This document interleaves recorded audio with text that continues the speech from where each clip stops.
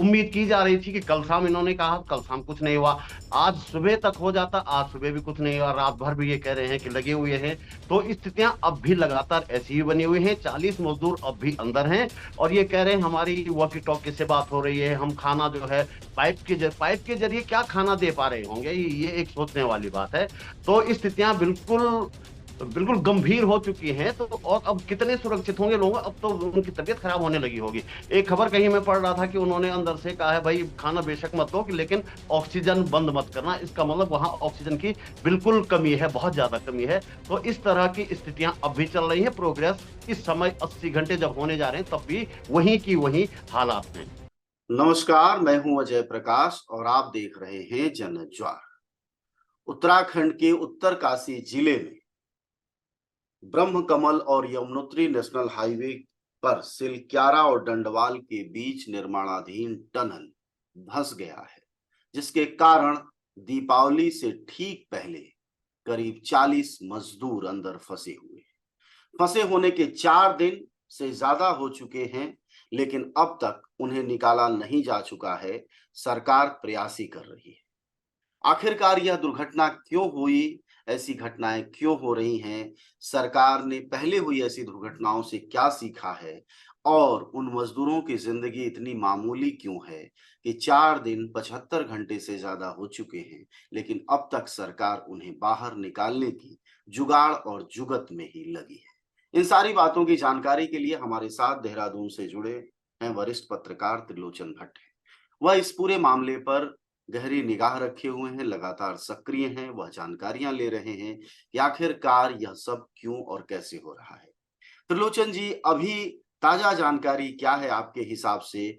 क्या उन मजदूरों को आज निकाला जा पाएगा या आज भी कल की तरह ही समय बीत जाएगा? जी बिल्कुल, 80 घंटे अब होने जा रहे हैं इस घटना को। जी। दिवाली के दिन सुबह 5 बजे ये घटना बताई जा रही है और तब से बिल्कुल आपने ठीक कहा कि केवल जुगाड़ हो रहे हैं। पहले इन्होंने कहा वर्टिकल ड्रिलिंग मशीन चाहिए, वो मशीन नहीं मिली।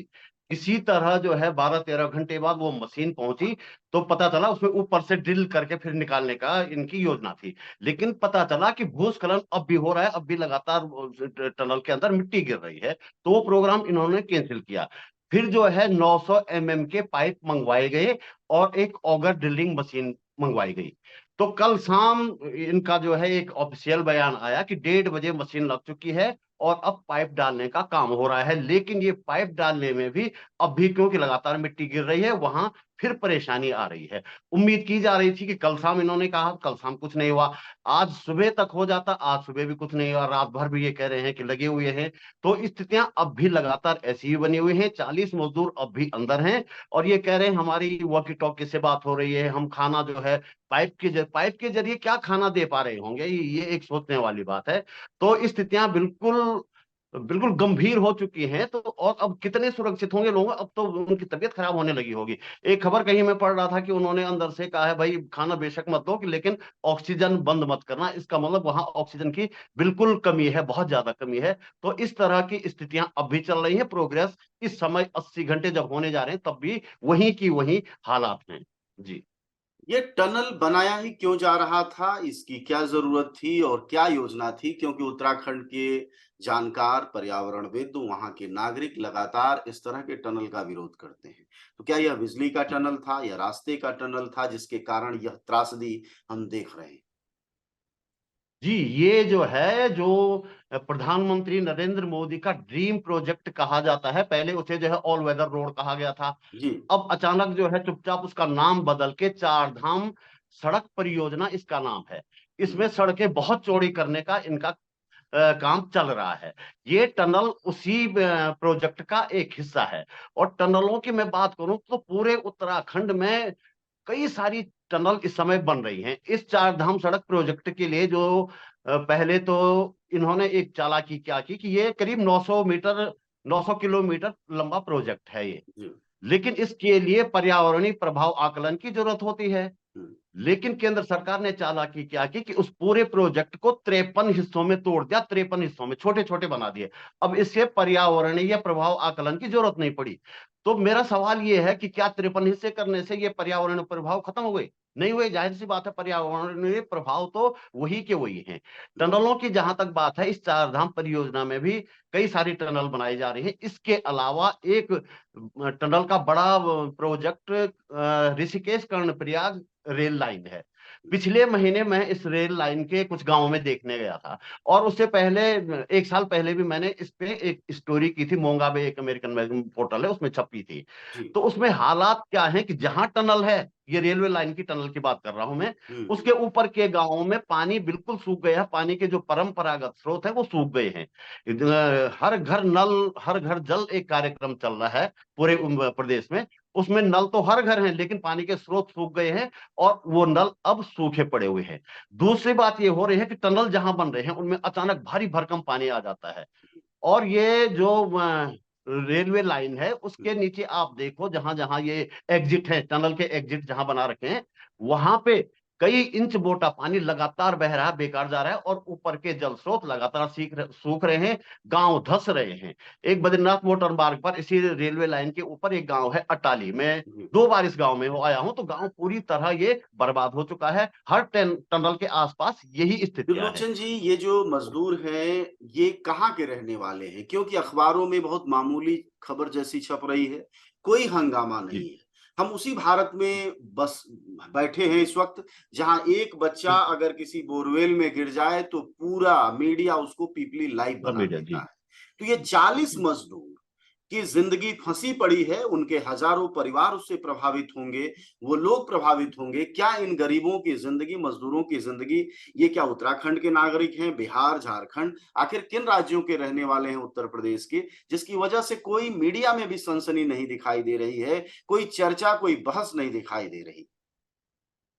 जी, ये बड़ी अफसोसजनक बात है कि 12 नवंबर की सुबह ये हादसा हो गया, खबरें आ गई, जी। सूचनाएं आ गई। दिन भर किसी मीडिया ने कुछ नहीं किया। मैं अपने स्तर पे लगातार जो है अलग अलग माध्यमों से ये सूचनाएं दे रहा था। शाम को एक लिस्ट आती है, पहले प्रशासन ने कहा 36 लोग हैं। शाम को जो है ये कंपनी, जो नवयुग इंजीनियरिंग कंपनी है, ये जो वो जी। टनल बना रही है, इसने एक मजदूरों की सूची जारी की। इसमें 40 नाम है। उन 40 में 14 झारखंड के हैं। झारखंड के हैं 14 सबसे ज्यादा। हम्म। यूपी के हैं 8। हम्म। पश्चिम बंगाल, असम के 3-3 है मेरी समझ से। हम्म। और उत्तराखंड के केवल 2 लोग हैं, जी। और एक हिमाचल का है। इस तरह से कुल मिला के 40 हैं, यानी कि लोकल लोग वहां पे केवल 2 हैं। और अब कल जो इन्होंने एक वहां से शाम को एक अपडेट जारी किया है, तो इन्होंने कहा है कि जो वहां फंसे हुए लोग हैं उनके परिजन यहाँ आ रहे हैं। लेकिन केवल एक लड़का वहां दिखा, वो उत्तराखंड के कोट द्वार के कोई गब्बर सिंह अंदर फंसे हुए हैं, उनका कोई रिश्तेदार था। हम्म। तो दूर दराज के वो उनके जो परिजन भी आने की अभी स्थिति में नहीं, वैसे भी गरीब लोग हैं, उनको आने के लिए बहुत सारे कहीं से इंतजाम करना पड़ेगा। तो हालात ये हैं, और इसीलिए मीडिया को भी कोई ज्यादा फर्क नहीं पड़ रहा है, सरकार को भी इसलिए फर्क नहीं पड़ रहा है। सरकार को पता है इतनी दूर से कोई आने वाला नहीं है, 1-2 इस तरह से आ जाएंगे गब्बर सिंह नेगी जैसे लोगों के हम्म। परिजन, तो उन्हें तो किसी तरह मैनेज किया जा सकता। मुझे तो अब तक यही लग रहा है जी। जी। त्रिलोचन हाँ। जी, इस तमाम त्रासदी के बावजूद आपके यहाँ के पर्यावरणविद, देश के, दुनिया के पर्यावरणविद उत्तराखंड के कमजोर और कच्चे पहाड़ों को छेड़ने से मना करते हैं। चार जी। धाम जाना कोई भारत में 2014 के बाद शुरू नहीं हुआ कि मोदी जी आए और चार धाम यात्रा शुरू हुई। चार धाम यात्रा हमारे संस्कारों में है, सदियों से है, चली आ रही है। अगर उस यात्रा को ही करना है तो वहां के नागरिकों को असुरक्षित करना, वहां काम करने वालों को असुरक्षित करना, अपने पारिस्थितिकी पर्यावरण को असुरक्षित करने के मतलब बिना पर के शर्त पर जिस तरह से सरकार काम कर रही है, आखिर उसकी इंस्पायरिंग पावर क्या है? जनता विरोध में, पर्यावरणविद विरोध में, देश का हर संवेदनशील नागरिक विरोध में, जिसने 2013 देखा, अभी हिमाचल की त्रासदी देखी, तो फिर किसकी जरूरत के लिए ये किया जा रहा है? क्या मजबूरी क्या है मोदी जी की चार धाम यात्रा बनाने पर तुले? जी, बिल्कुल। इस प्रोजेक्ट की जहां तक बात है, चार धाम यात्रा से इससे सुविधा तो क्या हुई है? लोग, ठीक है, अब लोग यहां से ऋषिकेश से चल रहे हैं, सीधे बद्रीनाथ पहुंच रहे हैं, बद्रीनाथ से सीधे लौट रहे हैं। केदारनाथ जाना हो तो गुप्त काशी जा रहे हैं, गुप्त काशी से हेलीकॉप्टर से केदारनाथ, और उसी दिन वापस। जी। एक तो जो चार धाम यात्रा की वजह से वहां का रोजगार चलता था, लोग धीरे धीरे जाते थे, जी। थोड़ी थोड़ी आगे जाके चाय पी, बिल्कुल। कहीं पे पकौड़ी खा ली, कहीं पे खाना खा लिया, कहीं पे रात को रह लिए, तो वो सारा रोजगार खत्म हो गया है। और यहाँ कहा जा रहा है कि और यात्रियों की संख्या तेजी से बढ़ी है। अब तो ये हर साल रिकॉर्ड बना रहे हैं, जबकि ऊपर जो हिमालयी क्षेत्र हैं उसकी कैरिंग कैपेसिटी को लेकर लगातार सवाल उठ रहे हैं, लेकिन सरकार जो है हर साल रिकॉर्ड बना रही है, उस रिकॉर्ड और कह रही है इससे रोजगार बढ़ेगा। कोई रोजगार नहीं बढ़ रहा है, लोग आराम से जाते थे, सुरक्षित जाते थे। दूसरा एक आंकड़ा ये है कि जब से ये चौड़ी सड़क बनी है, खासकर केदारनाथ में हार्ट अटैक से मरने वालों की संख्या बढ़ी है। और ये जो है आपदा प्रबंधन के ही एक अधिकारी का कहना है कि लोग दिल्ली के जैसे 40 डिग्री में से 42 डिग्री से निकलते हैं और माइनस पे पहुंचते हैं, तो इसलिए ये ज्यादा हो रहा है। ये इन्हीं के लोगों का कहना है। तो पहली बात तो ये है। दूसरा, लगातार इसका विरोध होता रहा है। सरकार ने तो पर्यावरणीय प्रभाव आकलन न हो इसके लिए 53 टुकड़े बना दिए, लेकिन मामला फिर भी सुप्रीम कोर्ट में पहुंचा। सुप्रीम कोर्ट ने एक हाई पावर कमेटी भी बनाई, वो पर्यावरणविद डॉक्टर रवि चोपड़ा इसके अध्यक्ष से थे अध्यक्ष, और कुछ लोगों ने रिपोर्ट दी चौड़ी सड़कें नहीं बननी चाहिए। लेकिन इसी बीच उस कमेटी में भी कुछ कर करा के अध्यक्ष को इस्तीफा देना पड़ा। हालांकि सुप्रीम कोर्ट ने उनकी रिपोर्ट मान ली, लेकिन सरकार फिर गई नहीं जी, ये तो सामरिक महत्व की वो है, और फिर जो है उनको इजाजत मिल गई कि चौड़ी से चौड़ी सड़क बनाओ। पर्यावरण में चाहे रवि चोपड़ा जी हैं, चाहे अभी कल ही जो है इसरो के वैज्ञानिक रहे हैं, जियोलॉजिस्ट हैं डॉक्टर नवीन जुयाल जी, उन्होंने बाकायदा एक वीडियो जारी करके स्थितियां बताई हैं। उन्होंने कहा कि जहां ये दुर्घटना हुई है उसके थोड़ी दूर जो है एक मेन सेंट्रल थ्रस्ट है, यानी भूकंप के लिहाज से भी ये क्षेत्र पूरा संवेदनशील है। उसके बावजूद इतनी लापरवाही यहाँ की जा रही है। लेकिन सरकार तो बिल्कुल आमादा है, उसे चौड़ी सड़क चाहिए। किसके लिए चाहिए? जब लोग ही नहीं रहेंगे इस सड़कों से कौन जाएगा? सवाल इस बात का बड़ा है जी। शुक्रिया आपका बातचीत के लिए। हमारे साथ बातचीत कर रहे थे त्रिलोचन भट्ट, वह उत्तराखंड के वरिष्ठ पत्रकार हैं और इन पर्यावरणीय मामलों पर लगातार सक्रिय रहते हैं। सवाल जो है वो ये है कि लोग अगर बचेंगे नहीं तो आखिर विकास किसके लिए? सड़कें अगर उत्तराखंड को बर्बाद कर रही हैं, वहां के पर्यावरण को बर्बाद कर रही हैं, और उत्तराखंड की बर्बादी या किसी भी हिमालयी राज्य से छेड़छाड़ सिर्फ उस राज्य से छेड़छाड़ नहीं है, बल्कि पूरे भारत भूमि से छेड़छाड़ है, पूरे इस पर्यावरणीय भूगोल से छेड़छाड़ है। तो फिर सरकार सुन किसकी रही है?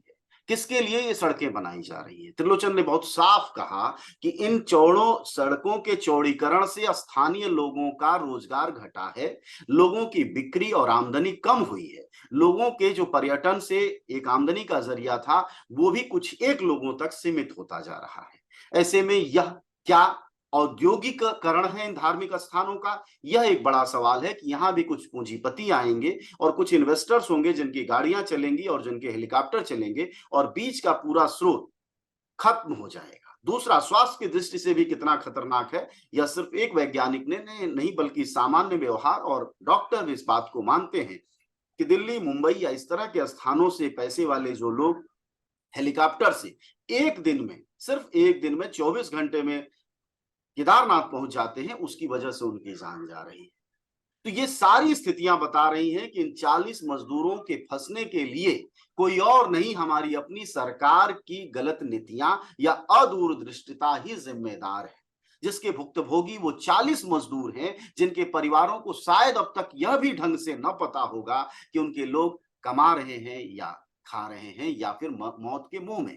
दीपावली से ठीक पहले उनके जिंदगी में अंधियारा आ गया, और वो मजदूर जिनके परिवारों में, घरों में दीपावली मनाई गई होगी, शायद अनजाने में ही, पता नहीं वह बच के बाहर निकलेंगे नहीं निकलेंगे, उनका क्या होगा? यह सब कुछ आज हमारे सामने है और यह त्रासदी हम झेलने को तैयार हैं। और शायद विज्ञान की भाषा में, पर्यावरण की भाषा में इसी को मैन मेड ट्रेजेडी कहते हैं, जिसको हम देख रहे हैं। इसको अब आगे कहा जाना चाहिए स्टेट मेड ट्रेजेडी, क्योंकि इसमें मैन नहीं है, सीधे सरकार शामिल है।